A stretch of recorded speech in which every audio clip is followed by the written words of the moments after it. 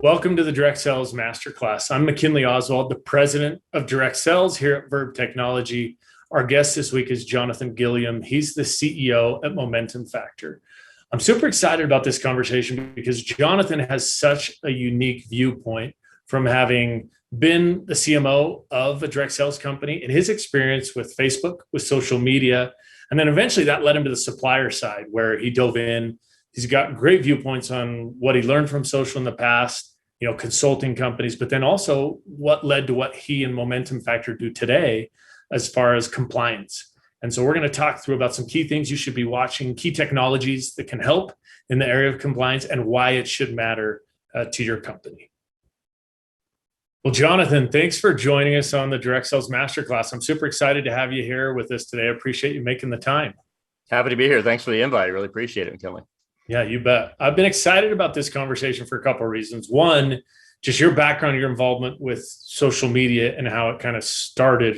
You were at the forefront of the industry doing that, but then what's led to such an important topic for me, which is the compliance angle, which, those of us who love the industry that have been around it, you've been around now multiple, decades, having started in 2009. I've been around it since the 90s. We love this industry. And so what you do is so important to protect it for the long term. So really excited to talk about both of those things. Before we get to it though, let's talk briefly about how you were introduced to the industry, how you came to start, and you have a unique role that started on the corporate side. So tell the viewers a little bit about that, how you came to, get started in the industry. Sure. Well, I haven't told you this before at McKinley, but my very first entry was in college. I was asked to work in an insurance MLM. Oh, really? And, awesome. Got some hard knocks there for a short time. So I did have some field experience. But 2009, I was the founder and CMO of a nutritional and kind of cut my teeth on a very fast growing startup. Right when social media was starting to come around for business purposes. Up till then, it was really mostly personal. So we were one of the first to put up a Facebook page in the industry, and it was for a pre-launch, which just blew doors. And so we knew we had something going on and how social media was aligning with a lot of the aspects of how the channel works. And for me, that's the interesting part, right? You rewind to 2009 and Facebook's so common now, right? With the billions of users and how it's used. But back then it was almost wild, wild west, right? And so right. You were the first to do it and it really impacted the pre-launch. So talk us through a little bit about how you guys used Facebook and social media at that point, because we'll eventually talk about how it's changed. But let's talk a little bit about, what you did there and the things that you learned, because that impacted kind of the pathway, the roadmap that you've taken with your career. Yeah, the biggest challenge back then was getting people on Facebook. Not enough people it wasn't really hitting critical mass yet. And so, but that was like the first big social media that a lot of people were joining at the time.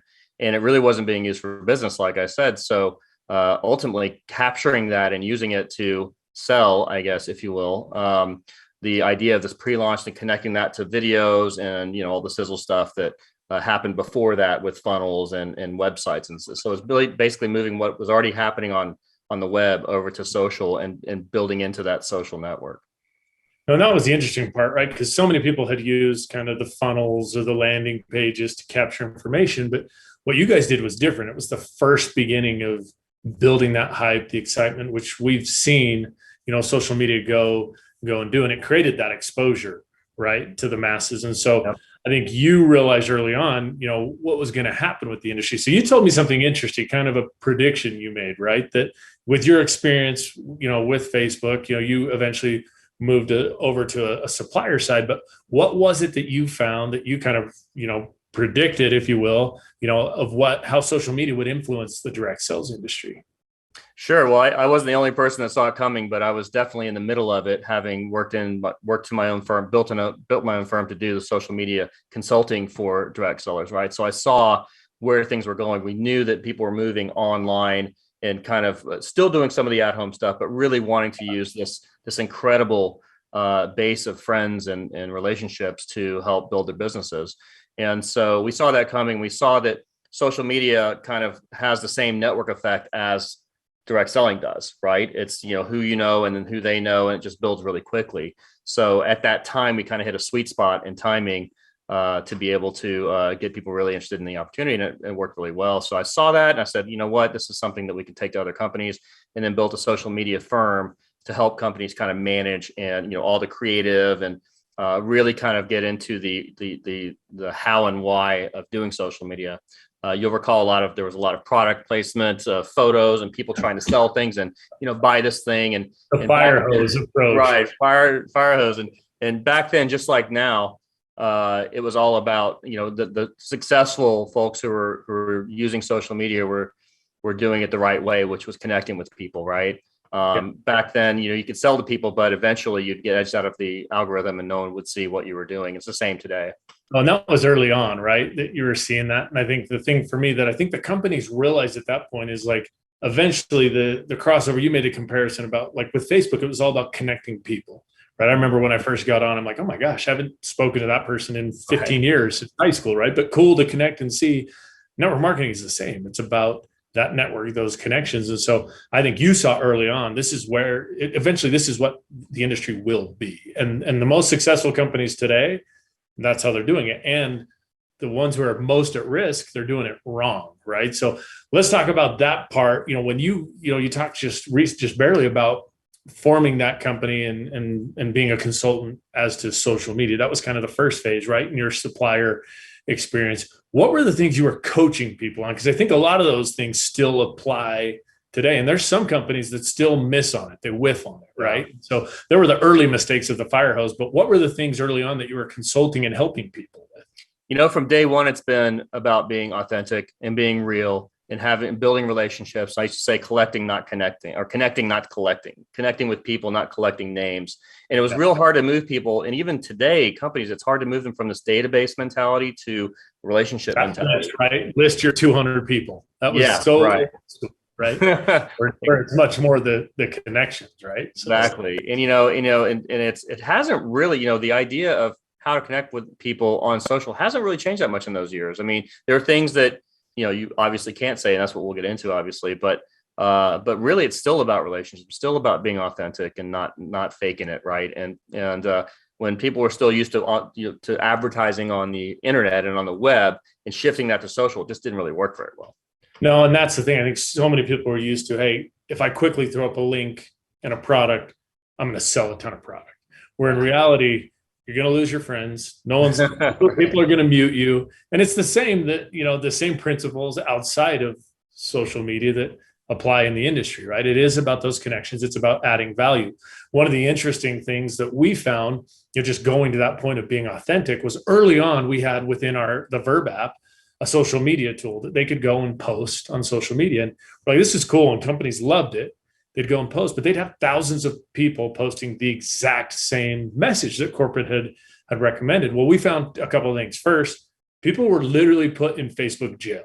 They locked their accounts and said, you're spamming people. Mm-hmm. And the other thing is people ended up stopping to see it because Facebook saw it as spam. So the algorithm set it aside. So we created a tool that ties into that authentic aspect. And this is going to lead to, your tool and how it ties into what we're doing with our unique partnership. But our tool requires someone to make their message authentic. Corporate can recommend, but they've got to change at least 10% of it, which then Facebook says, okay, this is authentic. Mm-hmm. You've made this you, which I think is one of the principles that companies and distributors are still struggling to understand. It's not about selling. It's about being authentic and being you. So what are some of the other things similar to that are still a part of social media today that you were teaching people back then that still you think add value and companies need to focus on? A lot of that is, being unique, obviously, in what you do and not just copying and pasting. As you know, and as you just said, the algorithms will set that aside. If you're duplicating, and the tools have to know that, right? If you have a tool that has thousands of people using it, you're going to have to differentiate. The differentiation is the double-edged sword. It's the thing we need to do to make things authentic, and it's also the thing that enables the field to say what they want to say on their own without any controls, right? So it's kind of like, okay, I'm going to be able to post on behalf of my company. Hopefully they say the right thing. Very often we know they don't. They just don't know what to say, or they say something they think is kosher with a regulator or with the company, and it's not. So it's the beauty and the tough part of marketing is that social media is just such a great great tool, but in the wrong hands, it can be really problematic.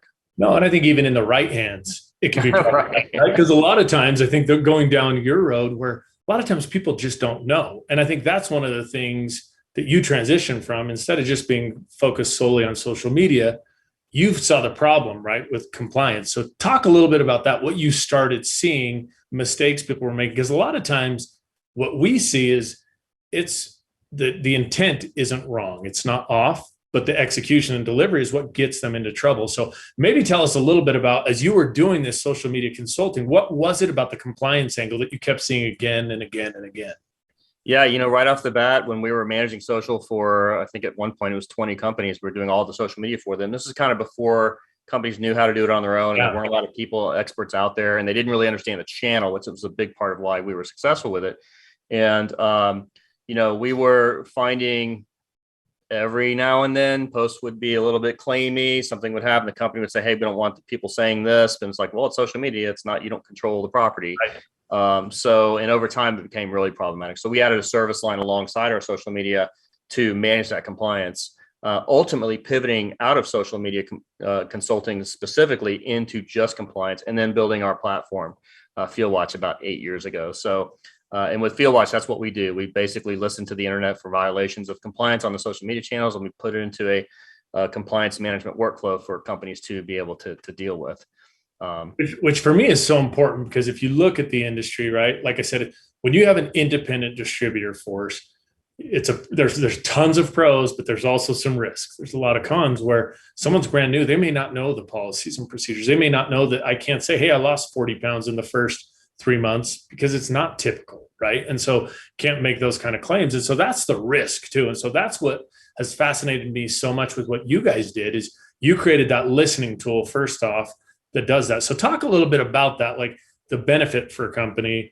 Also I know it's got to save them time and money and things. So what is the value that this can do? And also the prevention, because one of the unique things, maybe you can start with this story. We have, a mutual, company that we've both worked with on and off over the years, that you brought up saying, hey, they now are in some trouble compliance wise because of things that happened that they could have been ahead of. So tell us a little bit about that tool and what that can prevent. Well, there's two aspects to your question. One is, how does it benefit companies? I mean, really, when it comes down to it, companies have to manage the compliance of their field. There's no putting your head in the sand. There's no waiting for it to come to you. It has to be proactively done with the best technology, the best tools, best processes, the best people, with a funded compliance department that reports hopefully through legal and is independent somewhat internally. And they have to have the best practices and how they enforce that. It's a prevention of regulatory risk is the sticking your head in the sand isn't a compliance strategy, right? It's a pretty poor one. Yeah. You can't just claim they did it on Facebook. I'm not my problem. If you just shut your eyes, you don't see it, right? Yeah, it didn't happen. No. That's pretty much not done anymore. I think most companies are very aware they need to manage this issue. It is I would say an existential issue to the industry, in that regulators are really all about income and product claims and making sure that people aren't advertising on behalf of the company they work for things that aren't true according to the regulations. So first and foremost, to answer your question, is about protecting companies, protecting the company from regulatory risk, number one. Number two is workflow. I mean, the internet's a big place. It's hard to manage all the things out there. You have one person with 5 different internet or social media channels, and they're posting the same thing to it. And so it's just, again, the network effect of all of these things, claims that could be out there that need to be managed. And you need a really, really strong high-tech tool to be able to manage that. So you need to be able to find those things and then put them into the proper workflow, and then have eventually human eyes on it, because someone has to work with the field to get it rectified. So with that, you've got, workflow, you've got reduced headcount because a lot of it's automated. You're putting people in the right seats, and that they're going to be working with the field versus just sitting on Google all day. So there's a lot of kind of workflow benefits to having a compliance management process and platform. Obviously there's cost savings in that, because it's expensive to run. And I think one of the unique things that, we've talked about in the past is it also takes a different type of person to just go and research on Google, and someone else to deal with the distributor. Right. And so you've got the same person doing that.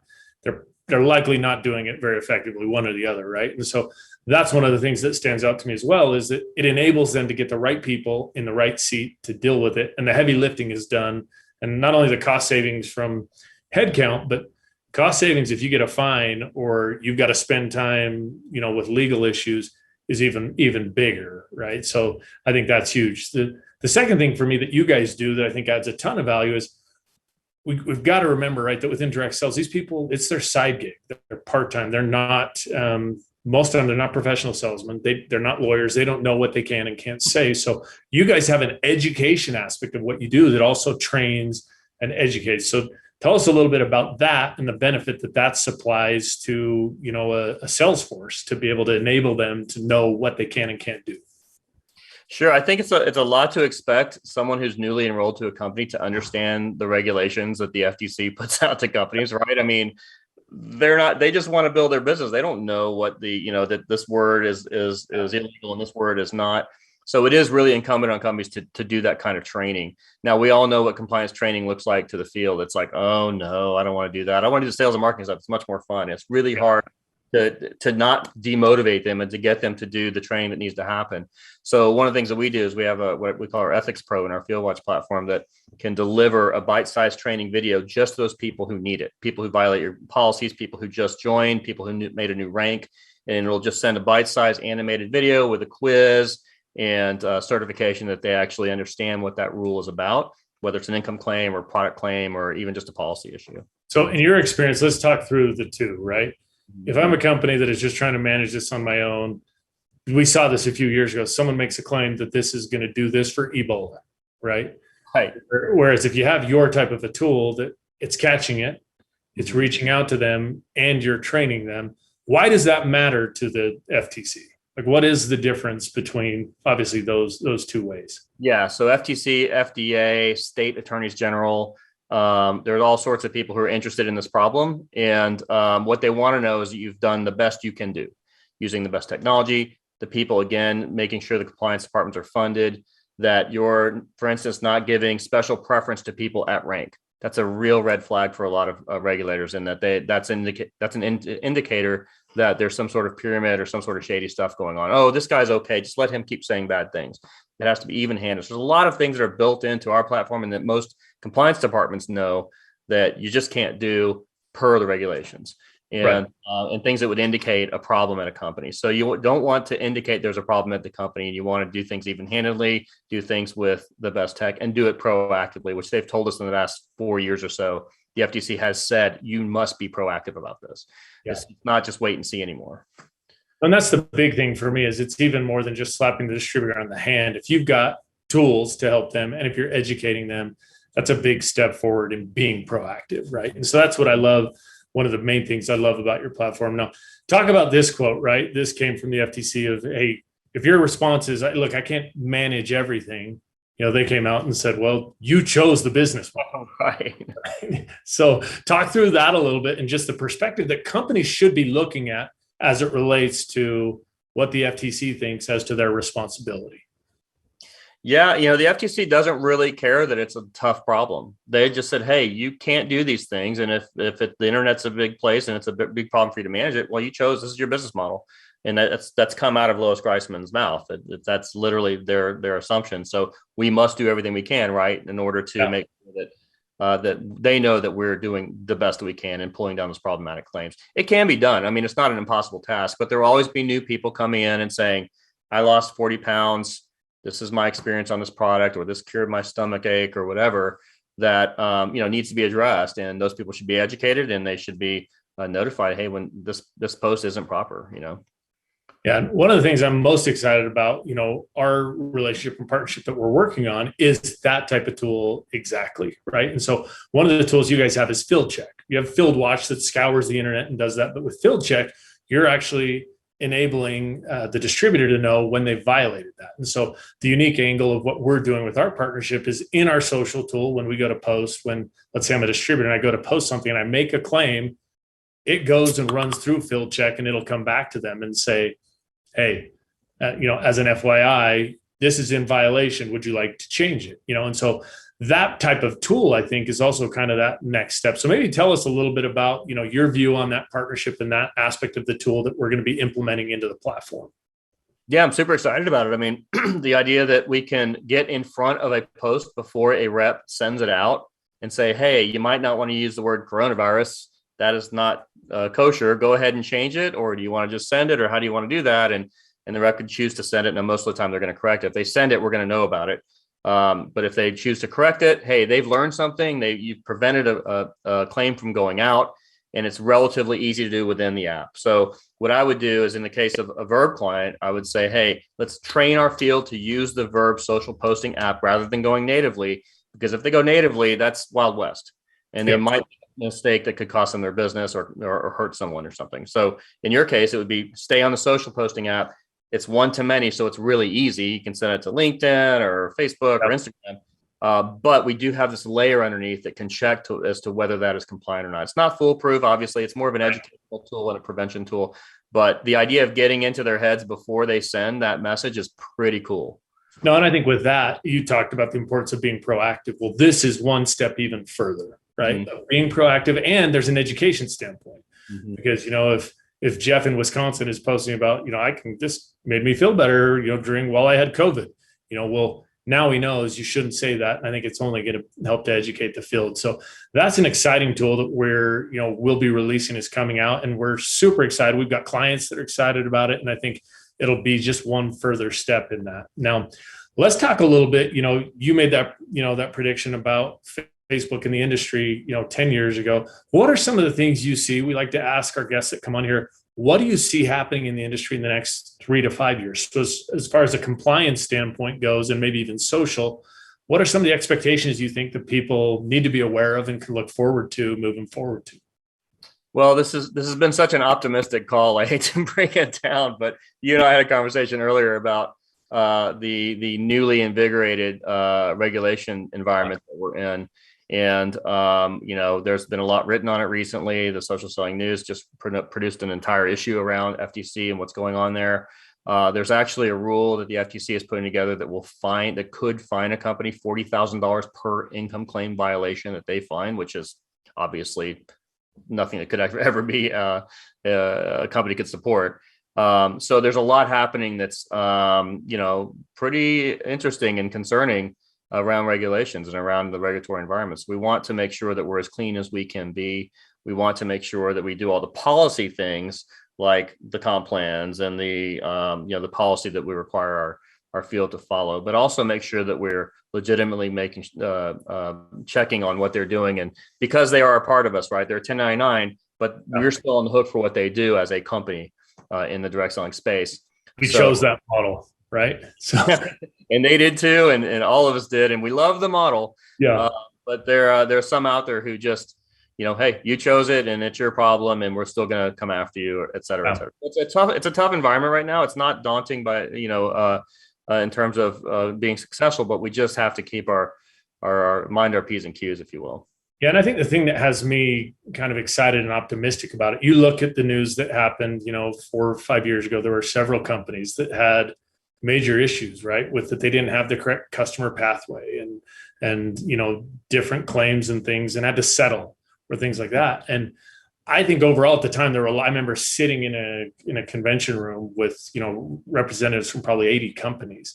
And at the time everyone was like, what are we going to do? What are we going to do? And it's not doom and gloom, right? There are the technologies out there, but the risk is that if your company isn't proactive, if you're not providing the right tools, and if you're not going down the customer journey, the comp plan things that you've talked about, but then also this compliance aspect, that's the good news, is there are things out there that make it possible to be proactive and do that. I think the people that need to worry are the companies that aren't, addressing it and being forward thinking with it, because you no longer can just sit back and stick your head in the sand, right? So I think that's my viewpoint on it. Let's talk a little bit about, I know you guys have your upcoming DSLC, the summit that you do. Tell us a little bit about that, because for me, that's a super cool event as well that is part of being proactive, staying ahead of it, and really, making sure your company is aware of the things you should be doing. So tell us a little bit about the upcoming summit. Yeah, thanks for mentioning that. We're actually just now getting into planning for it. It's February 16th through 18th in Austin. We kind of switch between Salt Lake and Austin each year, and it's a great event. And we really try to be really cutting edge about what's happening in the direct selling, legal, and compliance space, whether it's technology or regulation or what's happening in the world, what's happening in the field, how to train the field to be better at what they do, down to managing it internally. It's everything in that space. We see a lot of people outside legal and compliance attending that because it's just so appropriate for what they need to know right now, and it's just such a high involvement space right now. I'd love to open that up for people to learn more about it. It's dslcsummit.org. If anybody wants to check it out.